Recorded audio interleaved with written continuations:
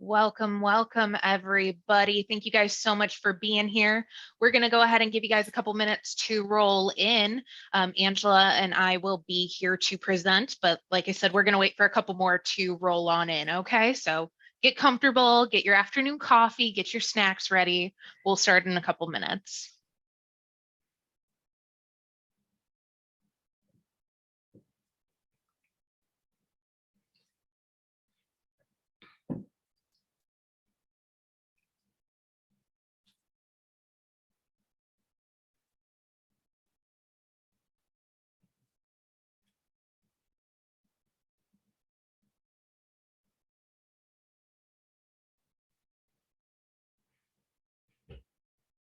All right, I'm seeing those numbers climb. For those of you guys just joining us, we haven't started yet. You're still good. Go get coffee, go get your snacks. We're going to kick it off here in just a little bit, just waiting for everybody to come settle in since it is now the top of the hour, and then we'll get it going, okay?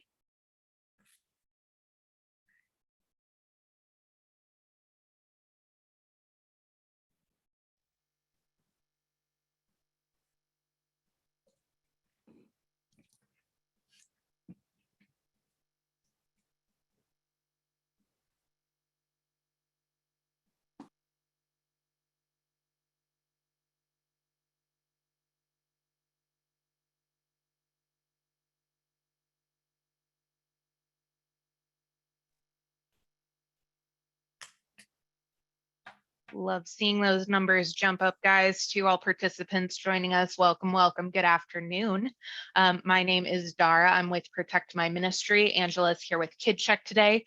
We're going to give you guys just a little bit more time. I do apologize if any of you have already heard this speech for now probably the third time. I just want to make sure everybody's welcome and understands that we haven't started yet, so you haven't missed anything. Go get your snacks, go get your coffee, settle in. We're going to have a good conversation today.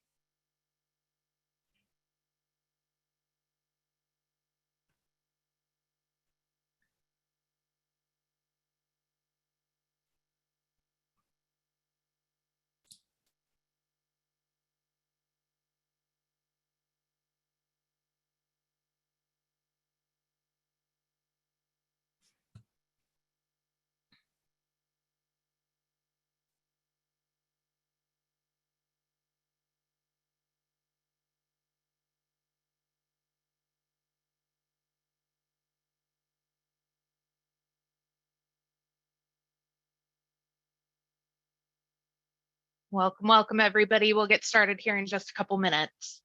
Waiting for all of our participants to roll in.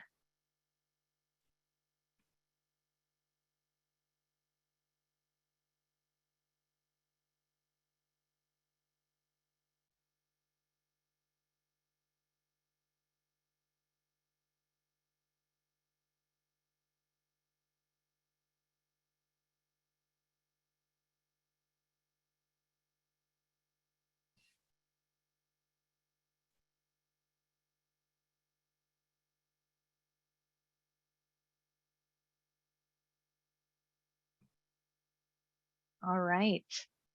Well, we are just about ready to get started here. I know we are going to have some bodies that are going to roll in throughout. Don't worry if you do have to drop off or if you lose connectivity and have to come back and join us, not a problem. We are recording this webinar today. So with that, we are going to go ahead and kick this off. First and foremost, welcome, guys. Welcome to get the most out of your screening process.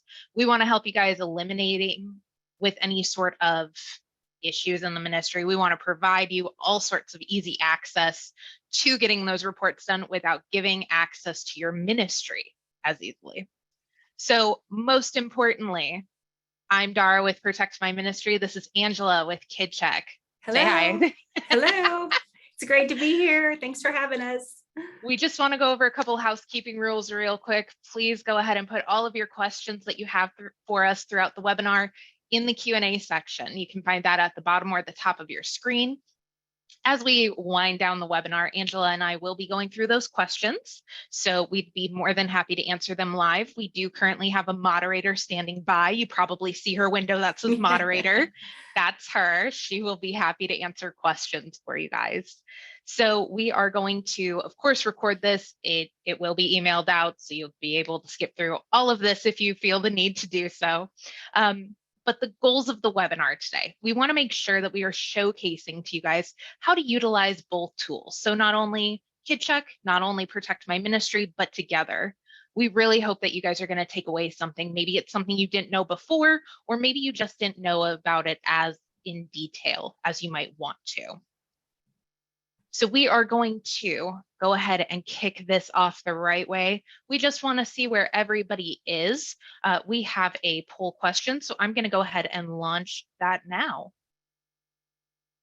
Everybody should see on their screen this poll question. I will go ahead and give you guys time to answer. Love seeing these answers roll in.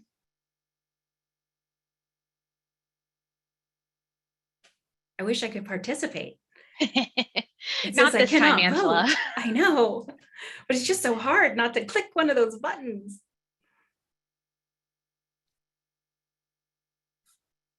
All right. Looks like everybody who is participating is answering. Love to see that. Thank you all for being here, and thank you for answering this question. I'm going to go ahead and give you guys a couple more seconds. Go ahead and click those answers for me.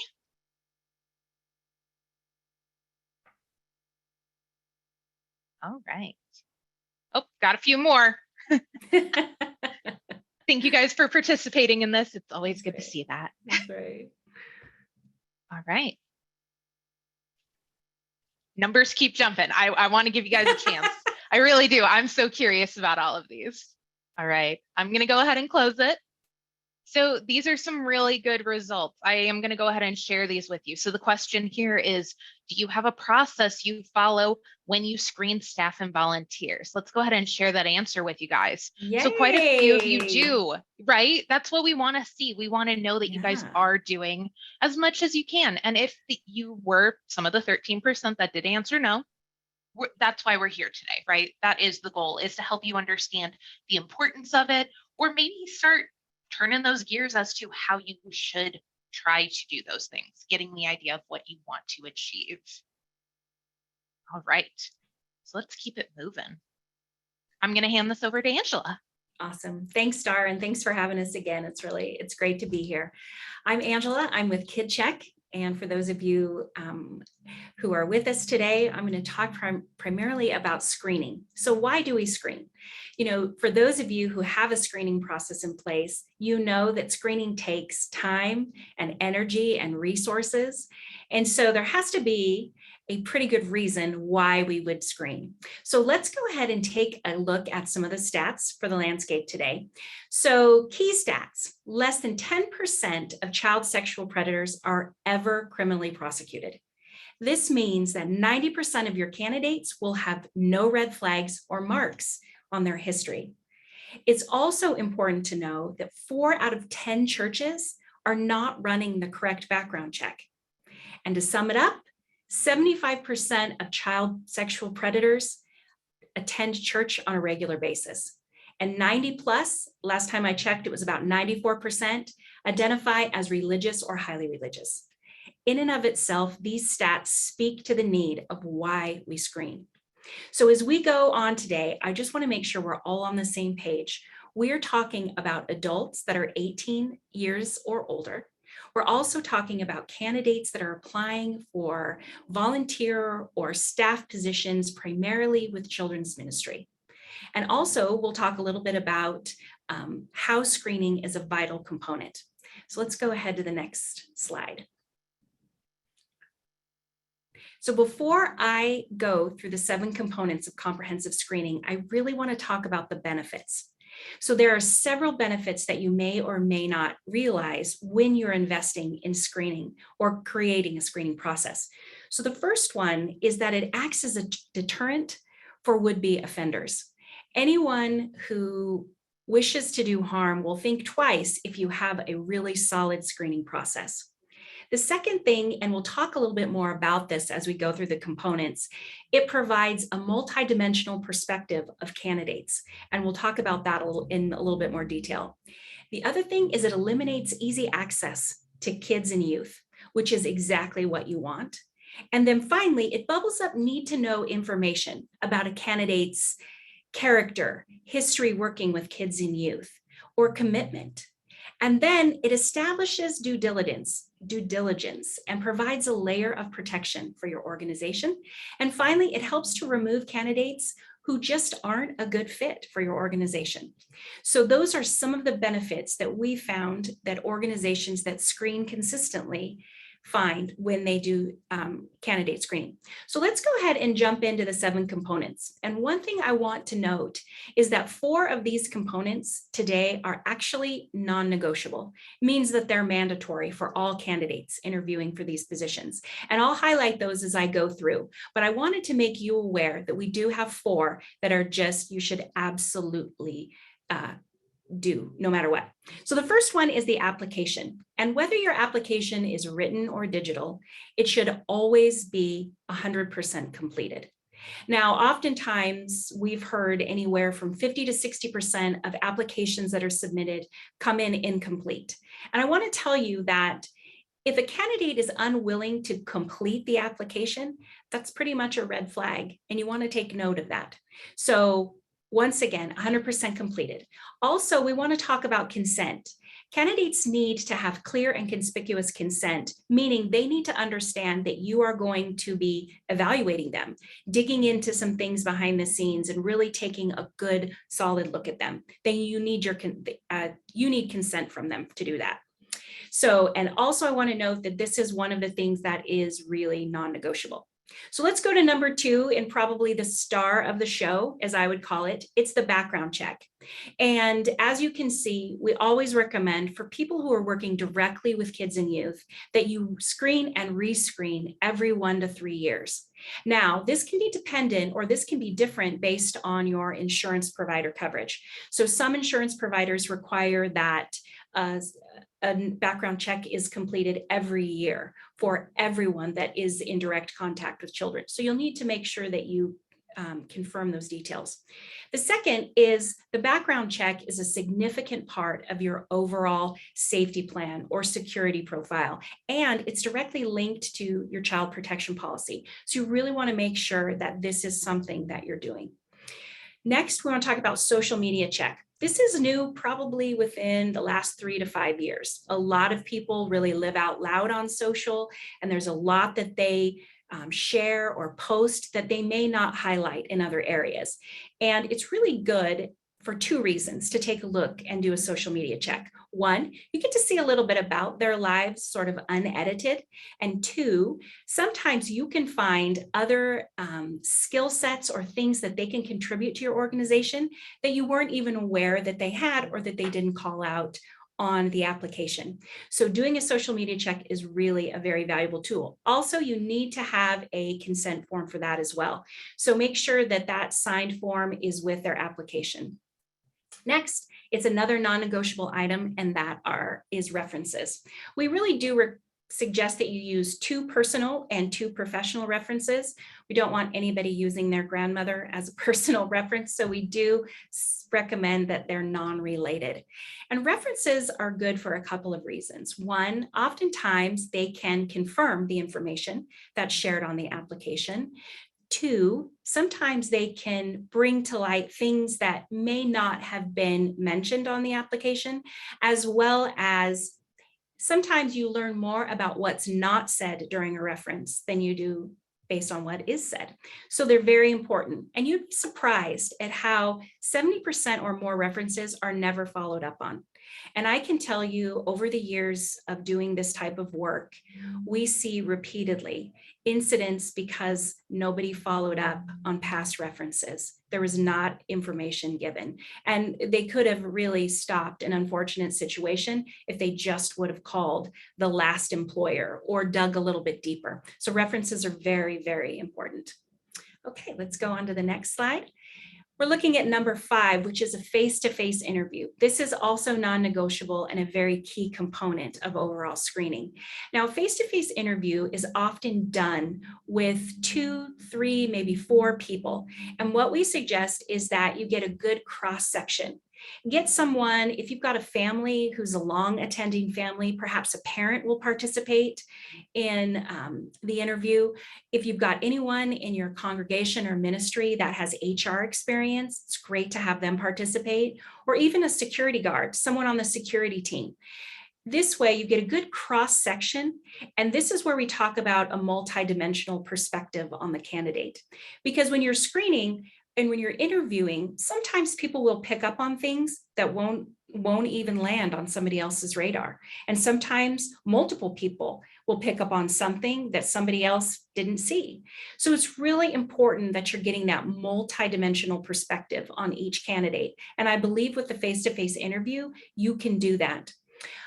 Next, the motor vehicle report. Now, this is really role dependent. If you have a candidate that's going to be transporting kids and youth from your campus to camp or other activities, you really want to make sure that you have a good perspective of their driving history. And a motor vehicle report will pop up any incidents, any traffic incidents. It'll also pop up reckless driving, inattentive driving, things that really do pertain to transportation. So that's another very important item if someone's going to be transporting kids. And the last one is the waiting period. And this is completely unique to every organization. I get that some organizations are starved for volunteers. And so having that waiting period is kind of painful sometimes. But what we found is that whether you're 30 days or you're 6 months, that waiting period gives you a good idea of how a candidate interacts with families, with leadership, with other team members. If there's any red flags that were not discovered in the other interview or the application or anything like that, that waiting period will bring them out, because eventually you will see something that will help you to see things a little bit more clearly if it's a red flag. So that waiting period is really important. But the thing I want to conclude on these components of comprehensive screening is each of these are very important, but done by themselves, they don't really provide a lot of protection. But if all of these are done together, you get a solid prevention strategy that is really important for improving child safety. So I just want to mention that because it's easy sometimes to do one thing or maybe do 2 things. But what we recommend is that by doing all of these steps, you really do get that protection that you need. Okay. Angela, thank you for all of that. I think Sure. those 7 steps are extremely important, but I am going to go ahead and kick off the next poll. Excellent. So the poll question is, true or false, there's one master database for all background checks. We mostly want to gauge if you understand what's going on, if you have questions about that. Do you know? I am going to talk about it next, but I want to see where everybody is. So feel free to go ahead. Thank you all for participating in this. I love seeing that we have about 70% of our participants are answering right now. So thank you guys so much for that. I'll give you guys a little bit more time, get everybody's answer in.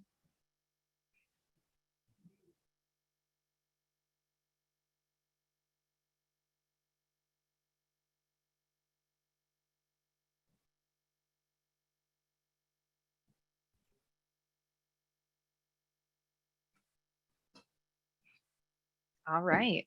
Well, we have just over 80% who have now answered this poll question. So I'm going to go ahead and just end this poll. We'll keep it moving, but I'm not going to show the answers. I don't want anybody to feel embarrassed. I just hope that anybody who may have said false, that you learned something today. Again, that's the goal. That's why we come to these webinars. We want to help you learn something different. So we are going to keep the process moving, and we are going to talk about a little bit more evaluation of background checks. A lot of people think background checks are the same, from a Google search to us to maybe another company, and that's not true.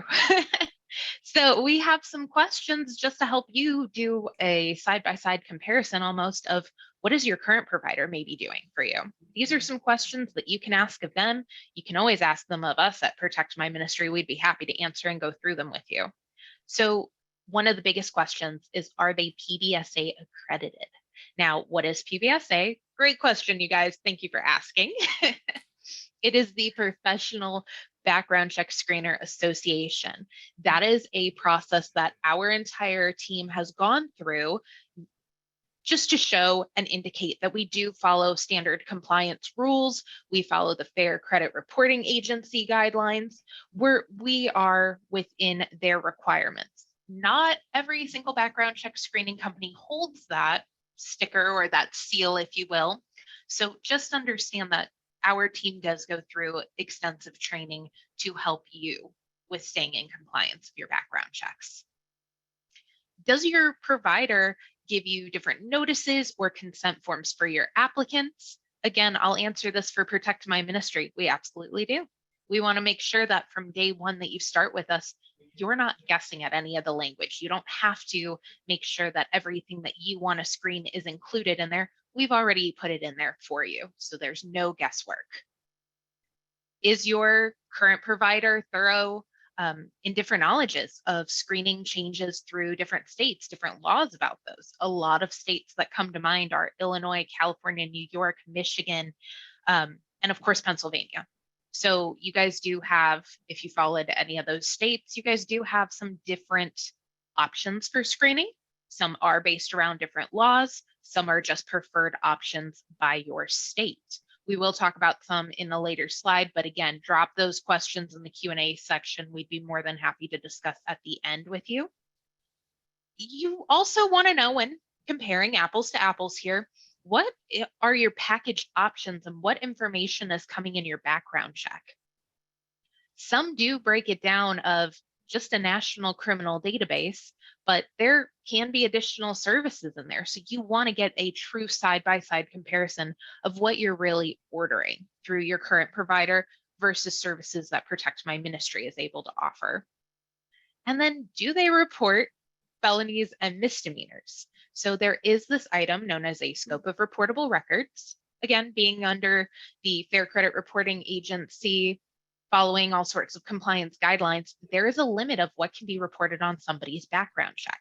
And a lot of people don't know that, which causes them to fall into different rabbit holes of Google searches and trying to match names. You guys shouldn't have to do that. That's one of the reasons why we're here. We run a re-verification portion of the background check, which brings me to the last point on this list is, does your current company do something like that? We can see a lot of common names, like a John Smith. I am sure that there's plenty of John Smiths with the same date of birth. I bet you even there's another Angela Luton with the same date of birth, Angela. Well, that's scary. So that Angela may be causing trouble, causing a muck, but it has no true reflection on our Angela here today. Well, it shouldn't be up to you guys as the church or ministry to do that yourself. That's why you're working with us, is so we take that headache away from you. So again, these are just some evaluation questions for you to be aware of so that you can do a side-by-side and really determine, are you getting the best searches available for you and your needs?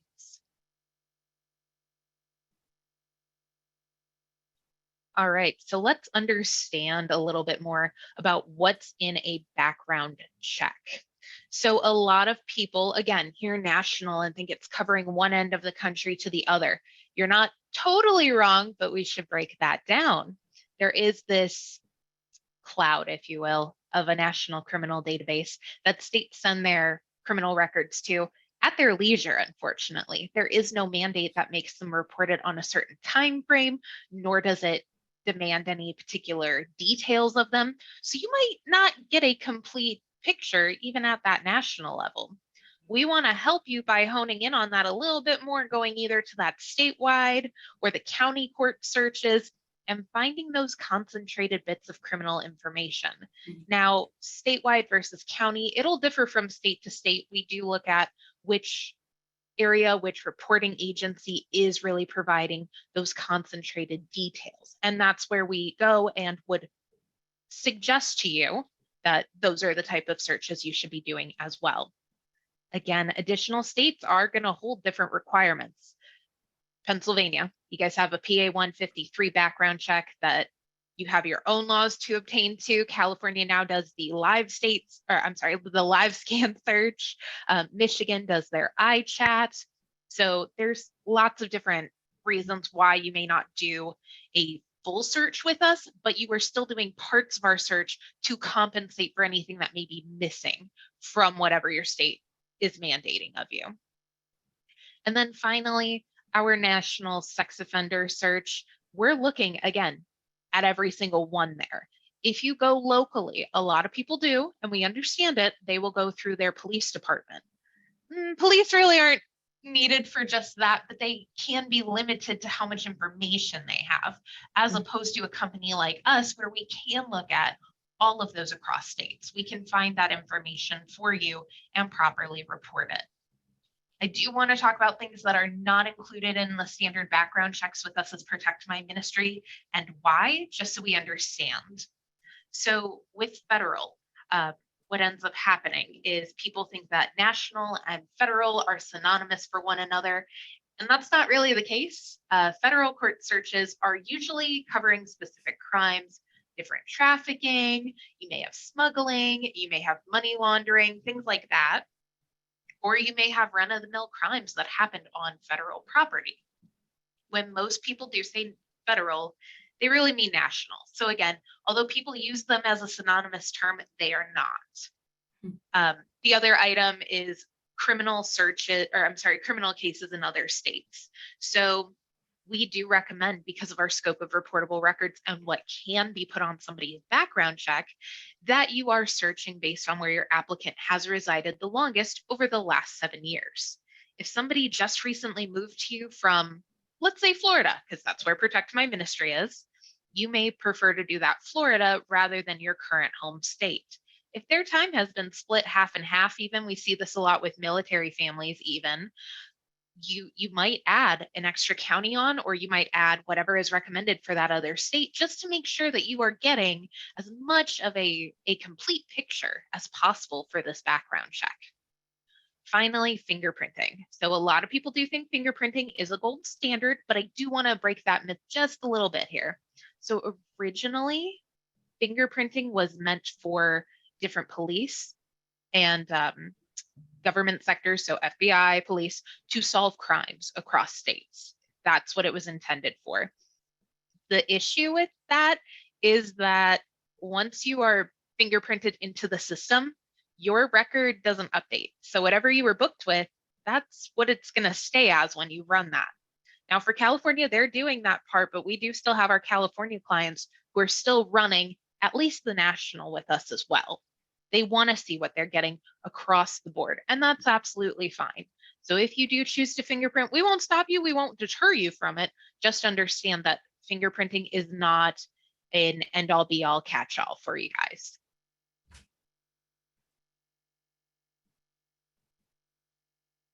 Angela, I'm going to toss back to you to highlight some of our wonderful integration benefits. Awesome. You know, Dara, every time I hear you speak, I learn something new. I just am so grateful for that, because I'm always picking up on something new. And, you know, I want to share that KidCheck and Protect My Ministries have been in partnership for a very long time, as long as I can remember. And, you know, we always, when we look at each other for partnership, we always look at industry reviews, customer feedback. And Protect My Ministry is what we always see is industry leading processes and information, outstanding customer service, fast, thorough, and those are all great. But one thing that we saw with Protect My Ministry that was unique was that they had the same commitment as we did to improving child safety, reducing risk, and eliminating easy access to kids. And so that has really sort of driven our partnership over the years, and we're just so grateful for them and their knowledge. But I want to talk to you a little bit about what is called integration benefits or partnership benefits, however you want to say them, because these really do make a difference. You know, early on, we shared a slide that said 4 out of 10 churches is not running the correct background check. So together, what we want to do is we want to simplify the process and make it easier for you to complete these background checks. So what does that get you? So what does the simplification of the whole process get you? Well, one, it gets you fast results, which helps with quicker decision making. Two, you see better document management, and that is because if you run a background check through KidCheck, all of the information is stored in your secure KidCheck account, and it's associated with the individual that you're running a check on, which means you have everything in one place to view and to access, which is very helpful. And then the last thing is, it really does help the speed, the results, immediate results is really, really important. And so those are some of the benefits that we see in our partnership. But how do you take advantage of that? Well, if you're a US-based KidCheck customer who has either a Premier or Plus edition, you can actually order and track background checks directly from KidCheck. And what this means is it's very simple to get started. All that you have to do is to complete an application for background checks with Protect My Ministry, which you can absolutely do through KidCheck. From that, you're going to utilize the information that you already have in your KidCheck accounts. You're going to augment that a little bit so that you get a much more thorough background check. You send it over. It's really, truly just the click of a button. And the results are then a turnaround time of less than 48 hours. So the process is very simple. And that's how we have created it to be, is so that you can take advantage of a lot of these benefits. And then, one of the things that we are really grateful for is the fact that they can customize how you're doing your background checks. Like I said, every time I listen to Dara, I learn something new, and that it's that customization to your state, to your individual needs, that's really, really important. So I hope that helps. I hope that answers the question for all of the integration benefits that you'll receive. And we look forward to the questions in the chat. So before we get to all your questions, I am going to launch one more poll. Hopefully everybody has learned something today, but if you are interested in following up with one of us, both, or you're just here to watch and enjoy, that's absolutely fine. We just want to make sure that we're helping you guys. I'll give you guys a couple minutes, but with the little space, first off, Angela, thank you so much for doing this with me. Thank you so much for being here with me today. I think you said it best, that the partnership between KidCheck and Protect My Ministry has been long-standing, and we hope to keep it that way. But Absolutely. We also want to expand to both groups, right? We want to expand to yours, and you want to expand to our customers. We just want to help you guys across the board.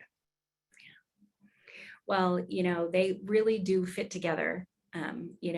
Secure children's check-in as well as background checks. I mean, it's all part of the overall safety plan, and such an important aspect of how organizations decide who and who not to give access to for kids and youth. So we're so grateful for all of the time that you've spent with us and in helping make the process seamless and simple. And and KidCheck, we take a lot of time in helping to secure data and making sure that, you have access to that data. And so it's always worked out well. We're grateful for that. So I'm going to go ahead and close this poll. Anybody who said yes, you will be getting follow-up information after the webinar. Don't worry about it today. Anybody who said no, I do want to thank you guys for at least being here and hanging out with us. It's always appreciated to have you guys here. So now we're going to move into our question portion. If you have questions, please make sure they go in the Q&A section and not the chat. This way we can actually answer them and have that answer go to the entire group as needed. So go ahead and drop those now, but I am going to introduce just one more thing while you guys are putting all your sweet little questions in there. Protect My Ministry and KidCheck are going to be in Nashville next week. No, Yay, 2 weeks. That's the right. first week of October. That's right. I'm going to be there at Kids Matter MegaCon. Jen, who's not here with us today from KidCheck, will be there, but this is a formal invitation. Please come say us, please come say hi. Let us know that you were here for this webinar. If you tell me, I can't speak on behalf of KidCheck and Jen, but if you do show me that you attended this with your Zoom invite link, I'll give you an extra moolah dollar at MegaCon. For those of you who don't know, MegaCon does give away a car every single year. And the more dollars you have in with your name on it, the better chance you have of winning that car. For those of you not attending this conference, absolutely fine. I look forward to running into you, whether that be email, by phone, or at other conferences down the line. That's great. And I did hear from a good source that they're giving away an amazing, I think is it a Mini Cooper this year? It is a Mini Cooper this year. Oh my gosh. Last year was a Chevy Impala, I think. Oh, that's so cool. Yes, KidCheck is actually going to be, I believe, at booth number 107. And so Jen will be there representing us, and you two together is so much fun on the floor. So hopefully, yes, you'll stop by the KidCheck booth as well. That would be fantastic. We'd love to see people. Sorry, Angela. No, it's okay. It's okay. We have additional information here for those of you who are going to sit and hang out with us for this little Q&A section.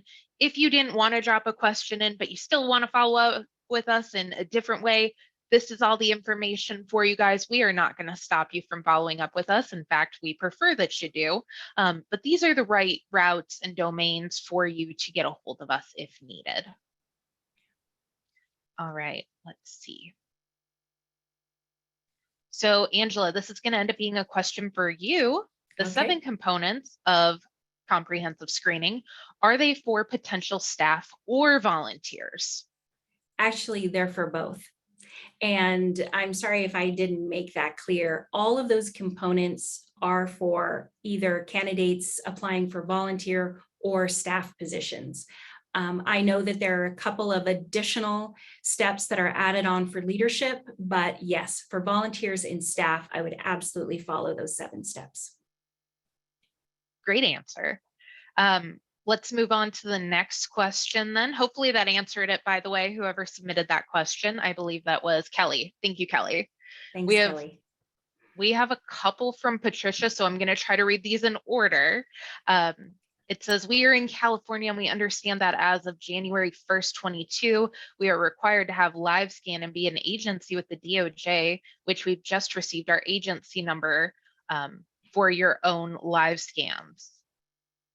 And then she continues that, are you saying that we can use your company instead of running our own LiveScans? That's a great question. First off, no, at this time, Protect My Ministry is not licensed to do those fingerprints for the LiveScan portion. You do have to work directly with the DOJ in California. Or if you've received your own number and setup, you can do those. I'm stating that you can supplement additional pieces like the National Criminal and the Nationwide Sex Offender. Usually the LiveScan is going to be limited to within California, but this is why you need to follow up with your state directly, because we do not have the same requirements for every single state to do the scans the way that California does. So Patricia, thank you so much for that question. All right. Mr. David has asked us, do you also stay current with state law requirements? If so, is that something that you share with us on those requirements as needed, or do they change? So we will always do our best to be in the know. That being said, we are not those states. We are also not legal. So we don't have final say of what requirements there are for every single state. We just don't have that say. We want to be able to help you fill in the blanks though. So again, just as I said for Patricia, please make sure that you are following up with your state directly. Rachel, is the security service also available in Canada? I'm not sure which security service you're talking about. If you mean background checks, we do offer background checks internationally. That would be something that you would want to work with Protect My Ministry on, so we can add that. Angela, do you guys currently offer your services to international groups like Canada? We do, but to be honest with you, I'm I'm unsure how the process works outside of the United States for ordering background checks directly through the system if you're in a country like Canada. So that would require some additional follow-up from our side. Thank you for that question, Rachel, and Angela. Thank you for that insight, because I wasn't even sure if you guys did international. Not everybody does. Yeah. Kelly had a second question here. Again, guys, I'm loving these questions. I want to make sure that I am helping as much as we can. Kelly had asked that I redefine the federal and national again. Absolutely. So federal crimes usually tend to be trafficking of any kind, money laundering.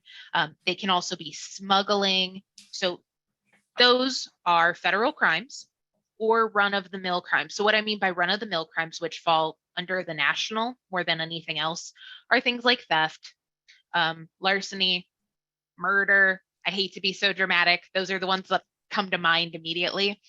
So those are going to be on the national, but they can be listed as federal if those type of crimes happen on federal property. So good question.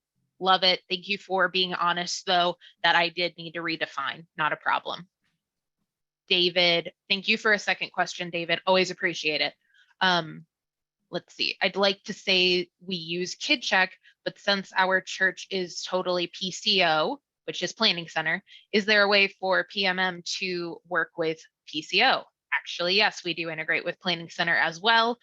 But because of this webinar, I'd really prefer that you work with KidCheck. But hey, it's a good question, because you know what? KidCheck actually integrates with PCO. Ooh. So you kind of get 2 for 1. So if you would like to use our secure check-in, you can, even though you are a PCO customer. And so I just wanted to highlight that we do integrate. That was a really good question, David. Thank you. Thanks, David. Amy, how accurate is the background check without a social security number? Ooh, good question. So we do recommend that you are using a social security number. Without that number, it does actually reduce the accuracy of your background checks. So for most on our back end, part of the re-verification process, that social security number is going to be tied to any additional names that you used. We can run those names again through the National Criminal Database and that sex offender search. And then on top of it, we can pull some additional information such as addresses with that social security number. Now, that will never be posted on your final report. That is back-end stuff for my research team to work on. We want to make sure that they have all the correct information to confirm if a potential record really does belong to your applicant or not. So that's a great question, Amy. We do prefer that you have it. If you don't, it's not going to be as thorough of a report as we would want to be able to provide you. Melissa, I'm going to need you to re-ask your question. That is, I think you're asking that you have a kid or a minor potentially working with you guys, but if you could re-enter that question so I can understand that better. Oh, Angela, we have an Angela in the questions too. All right. Do you have any recommendations for security policies and procedures to ensure children are safe? Angela, do you guys currently have policies and procedures available to them? Yes. Well, let me rephrase that. We have a tremendous amount of information on how to create a child protection policy, how to put together a security plan. Each one of those is unique to every organization. And so, but all of that information is out on the KidCheck blog, and you can find that at kidcheck.com/blog. And there is a tremendous amount of information on how to create your policy, how to implement, train, how to integrate some of your insurance provider information in that. And, you know, just to note, for those policies, who provides your insurance policies will also have a set list of things that they would like to see on screening. So you want to make sure that you are familiar with what your policy is requiring. But yes, we do have all that information available. And if there's a specific example that you want, you're welcome to email KidCheck or email me, and I can see what you need. And I may have something additional to provide that's not out online. I hope that answers her No, question. I thought that was very thorough. Okay. All right. Well, other Angela, not this Angela, other Angela, thank you for that question. We appreciate that. And then it looks like I just have one more question in this Q&A. Oh, I got some more coming in, so we will still answer those. George asks, what information from a volunteer is required for a background check? Good question. So as a part of their clear consent, there is an application that comes just a page before. We are asking for their full name, social, date of birth, current address. We will also suggest to you, again, going back to that scope of reportable records, that if their current address they haven't resided at for the last 7 years, that you do get that as well. It's going to help you so you understand what should be ordered for your applicant. So those are just suggestions that we can make, but that's the information that comes standard on usually an application from us, and then of course the consent. The consent is a standalone form, just to make sure it is clear and conspicuous consent, that they understand what is going to be run. Thank you for that question, George. And then it looks like Cynthia has dropped in our last question. Do you have a list of screening questions? Oh, that's a great question. That is an absolutely great question. From Protect My Ministry, we usually don't, but this is why we partner with people like KidCheck, because they're going to know what questions need to be answered. So Angela, take it away. Absolutely. So we do provide some information on questions, and once again, you can find all of this on the KidCheck blog. But what we usually encourage people to do is get comfortable with asking 2 or 3 sensitive questions. And those a lot of times are dependent upon some various different factors, where you're located and different things like that. And so what I would encourage you to do is, if you go out to the KidCheck blog, you can search under interviewing, screening, any of those things, and it will pop up a list of some questions that you should be comfortable asking in these interviews. And if you can't find that, once again, just reach out to me directly, and I'm happy to go ahead and forward those to you. But yes, we do provide some sensitive questions to make sure you ask, because they do make all the difference in the world. So yes, good question. Thank you, Cynthia, for that question. And thank you for the compliment as well. Great questions. That's going to go to all participants. So thank you all for participating. I do have a couple more. Angela, do you think you want to answer a couple more? Always. Okay, because we do still have some time. We're more than happy to do this. Yeah. A great question from Yolanda. Will you do another webinar? I'm not sure if that's meant for Protect My Ministry or KidCheck or both of us. But what do you think, Angela? Should we do another one sometime? I think we should. We have enough topics. We have enough to cover. We should absolutely do another one. I would love to do another one. I know I have previously done some. I know KidCheck has previously done some, so there will always be more to come.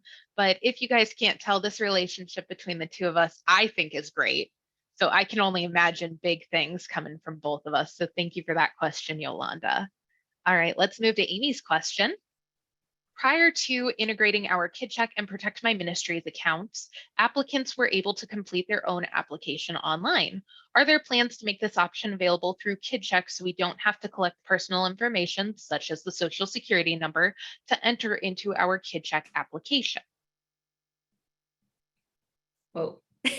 Yes, it is a loaded question. Wow. But it's a good question, Amy. It is a fantastic question, Amy. And I wish that I could answer that for you now. I would have to do a little bit more research on our side to be able to answer that. And so please, if you can make sure that we have your information available, we'll get back to you with an answer on that, because it is a really good one. And I'm curious about it as well. So I can't answer it here today, but we'll make sure you get the information that you need. I too don't want to speak out of turn, but I do know for certain that we are trying to, as Protect My Ministry, expand with all of our integrations, making them work better, making them flow better. So I'm going to go ahead and end up taking your comment and putting it aside and forwarding that at least to my team, because I would like them to look into that to make that option just a little more seamless for you guys. So Amy, thank you for raising that question, because without people like you, we don't know that that's something you might need or not have all the time. So thank you. Absolutely true. And then Cynthia has dropped in, Angela, can you share your contact information again, please? Sure. I believe the moderator can forward over my email address to you, and that way you can reach me directly. Because I'm not sure how to do that. All right. Well, since we have run out of questions, I think we are at a very good time here. I want to thank all of our attendees and participants today. Thank you so much for taking part of the polls, taking part of the Q&As. Without feedback, without this participation, we have nothing to go on. We're just talking to walls, and we don't want to do that. So thank you all for being here with us. Angela, are there any final comments you'd like to share? Nope, just thanks for having us. It's always a pleasure, and we look forward to seeing you at MegaCon in the next few weeks. Yes, I am so excited to see everybody there. Again, if you bring your invite email that you have via Zoom, please go ahead and show it to me at MegaCon so I can give you that extra dollar, potentially get you closer to going home with that new car. That Mini Cooper. All for being here. Yes, the Mini Cooper, Mini Cooper. the 2022 Mini, it might be a 23. Anyway, it's a brand new Mini Cooper is what I'm trying to say. Nice. So thank you all so much for attending today. Always appreciative. If you do have any additional questions, feel free to email them to us. We did leave those emails up for quite a bit of time, but thank you all so much. All right. Have a wonderful day, guys. Bye.